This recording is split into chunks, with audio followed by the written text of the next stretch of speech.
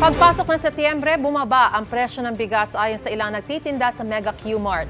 Yun nga lang, may klase ng bigas na limitado raw ang supply ngayon. Live mula sa Quezon City, may unang balita si James Agustin. James, ano itong klaseng ito? Maris, good morning. Umaasa yung mga nagtitinda ng bigas dito sa Mega Q-Mart na tuloy-tuloy lamang yung supply ng 45 pesos per kilo na bigas. Sa ngayon kasi Maris, ay limitado lamang yung supply niyan, pero kahit limitado, kinatuwa naman ito ng mga nakausap nating mamimili.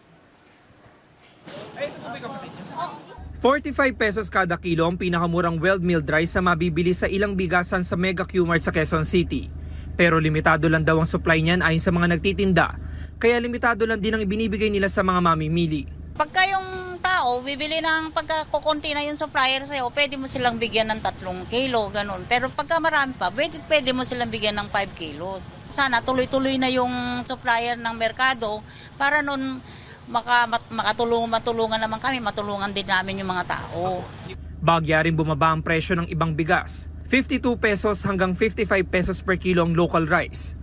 Naglalaro naman sa 56 pesos hanggang 60 pesos per kilo ang imported rice depende sa klase. Simula raw pumasok ang Setyembre ay ramdam ng mga nagtitinda ang pagbaba ng presyo. Dahil daw sa taripa, naging 35% to 15% na lang. Kaya ang mangyayari siguro, bababa yung import kaysa sa local. Siyempre, pabor sa amin dahil para ang tao, yung matugunan yung pangailangan na mahirap.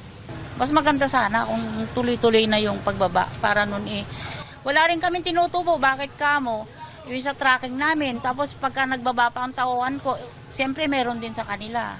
Ikinatuwa ng mga mamimili ang pagbaba ng presyo ng bigas. Gaya ng mga may negosyong kainan na araw-araw bumibili ng bigas. Malaking tulong din yan. Kasi siyempre, yung mga bumibili, diba? Pag mababa yung presyo mo, bibili sa'yo. Bababa rin kami pag yung presyo ng mababa ng bigas. Bababa rin kami. Samantala Maris, sa pag-iikot ko sa mga bigasan dito sa Mega Q-Mart, may mga pwesto na 10 hanggang 20 lamang yung sako ng stock nila nitong 45 pesos na murang bigas. Kapag wala na yung supply na yon, ay wala na rin sila maiaalok sa kanilang mga mamimili. Kaya naman yung mga nagtitinda, umaasa talaga na sana raw talaga ay tuloy-tuloy yung supply ng ganitong murang bigas. Yan ang unang balita mula rito sa Quezon City. Ako po si James Agustin para sa GMA Integrated News. Mga kapuso, para una ka sa mga balita, mag-subscribe sa GMA Integrated News sa YouTube. Sa mga kapuso abroad, subaybayan niyo po kami sa GMA Pinoy TV at sa www.gmanews.tv.